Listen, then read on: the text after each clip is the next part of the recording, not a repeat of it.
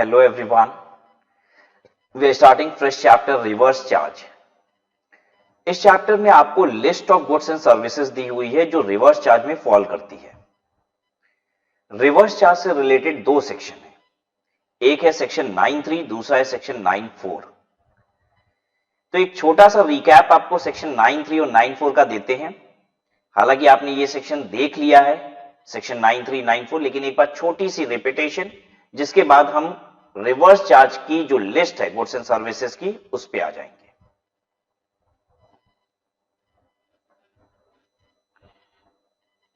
Reverse charge क्या मतलब होता है? रिवर्स चार्ज का मतलब यह होता है कि liability to pay GST to government is of recipient. यह है रिवर्स चार्ज।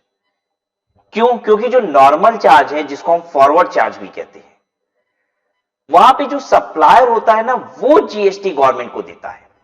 देखिए नॉर्मल जीएसटी का प्रोसीजर क्या है? नॉर्मल प्रोसीजर क्या है कि मैं supplier of goods and services हूं, तो मैं अपने कंज्यूमर से जीएसटी लूंगा और लेके गवर्नमेंट को दूंगा। ये नॉर्मल चार्ज है। ये फॉरवर्ड चार्ज है कि जीएसटी गवर्नमेंट को कौन देता है? सप्लायर। रिवर्स चार्ज का मतलब क्या होता है? रेसिपेंट जो होगा वो जीएसटी गवर्नमेंट को देगा।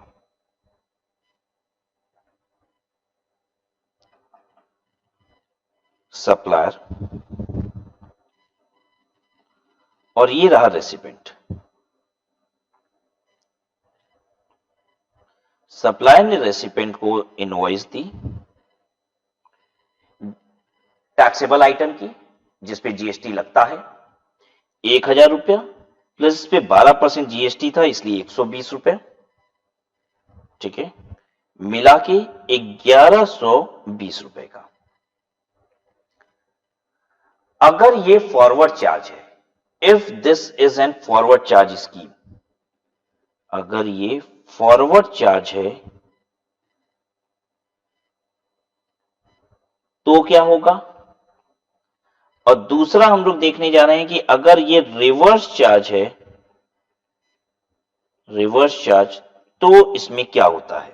तो मैं फिर से एक बार ड्रॉ करूंगा। सप्लायर, रेसिपेंट, इनवॉइसिंग 1000 प्लस 120 रुपया जीएसटी 1120 रुपया।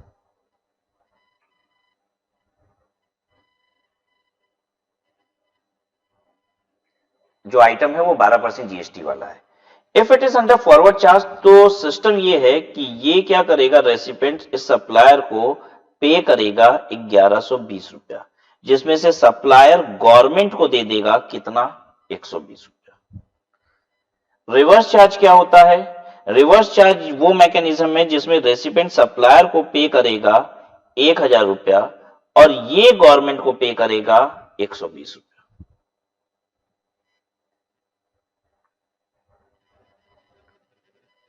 राइट। अब हम आते हैं उन दो सेक्शंस पे जिसकी हम चर्चा कर रहे थे कि रिवर्स चार्ज सेक्शन 9.3 में भी आता है और सेक्शन 9.4 में भी आता है।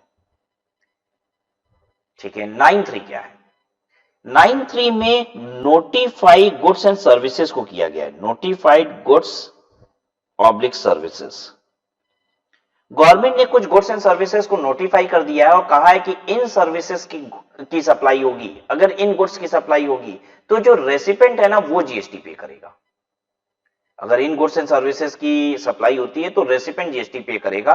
कारण गवर्नमेंट का मानना है कि ये सामान या ये सर्विस लेने वाला बड़ा आदमी होता है। अब जब मैं कहता हूं कि बड़ा आदमी होता है तो इसका मतलब क्या होता है? जनरली बड़ा आदमी होता है। गवर्नमेंट ये कहना चाह रही है। और गवर्नमेंट का कहना है कि जो इसको सप्लाई कर रहा है ना, उससे ज्यादा बेहतर तरीके से जीएसटी की जिम्मेदारी इन गुड्स एंड सर्विसेज को लेने वाला निभा पाएगा। इसलिए हम एक काम करते हैं कि यहां पे रेसिपेंट को ही जीएसटी पे करने के लिए कहते हैं। तो गवर्नमेंट ने 9.3 में नोटिफाई क्या किया है? गुड्स एंड सर्विसेज को। गवर्नमेंट ने कहा है goods and services, in specified goods and services की सप्लाई करने वाला नहीं, लेने वाला क्या करेगा, जीएसटी पे करेगा। अब मैं एग्जांपल लेता हूं, कुछ जरा सोचने की कोशिश करिएगा। एक बंदा है काजू की खेती करता है और दूसरा बंदा है काजू का होलसेलर। एक काजू की खेती करने वाला, दूसरा काजू का होलसेलर, बड़ा डीलर। इसमें से कौन लग रहा है आपको जीएसटी का काम ज्यादा अच्छे से कर लेगा? जीएसटी का बर्डन किसके ऊपर गवर्नमेंट डालेगी, कर लेगा? काजू की खेती करने वाला या काजू का जो होलसेलर है वो? ऑब्वियसली काजू का होलसेलर। गवर्नमेंट कहती है काजू के केस में हम लोग खेती करने वाले को नहीं, जो होलसेलर है ना उससे जीएसटी ले लेंगे।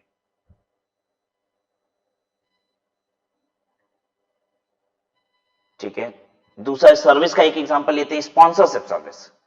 स्पॉन्सरशिप सर्विस क्या होती है, आप देखते हो ना, आईपीएल होता है तो उसमें डीएलएफ, बड़ी बड़ी कंपनियों के, अभी स्पॉन्सरशिप क्या है, अब एक क्रिकेट मैच हो रहा है तो उसमें डीएलएफ वाले ने क्रिकेटर्स के बैट पे स्टिकर चिपका दिया है।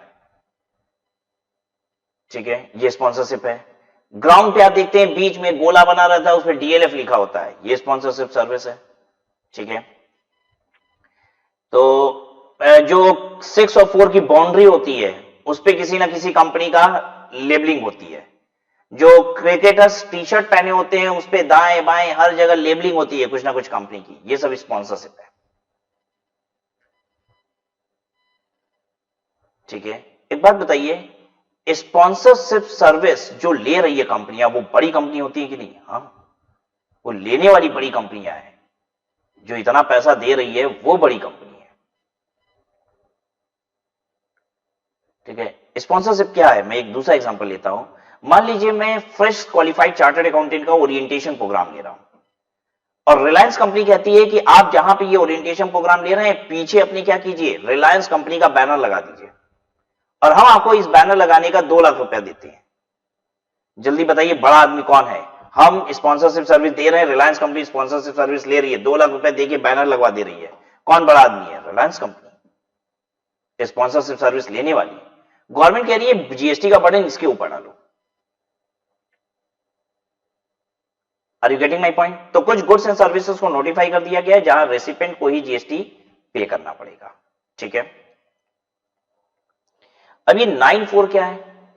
अच्छा ध्यान दीजिएगा, वहां पे लाइबिलिटी रेसिपेंट की है, रेसिपेंट को ही जीएसटी पे करना है, सप्लायर को नहीं, रेसिपेंट को ही पे करना है। 9(4) क्या है? 9(4) ओरिजिनली कुछ और था, लेकिन समय की मार ने इसको कुछ और कर दिया। मतलब जमाने ने इसको इतना मतलब नेग्लेक्ट किया ना कि ये कुछ और बन गया। ये ओरिजिनली क्या था? ओरिजिनली ये था 9(4) कि कोई भी अनरजिस्टर्ड सप्लायर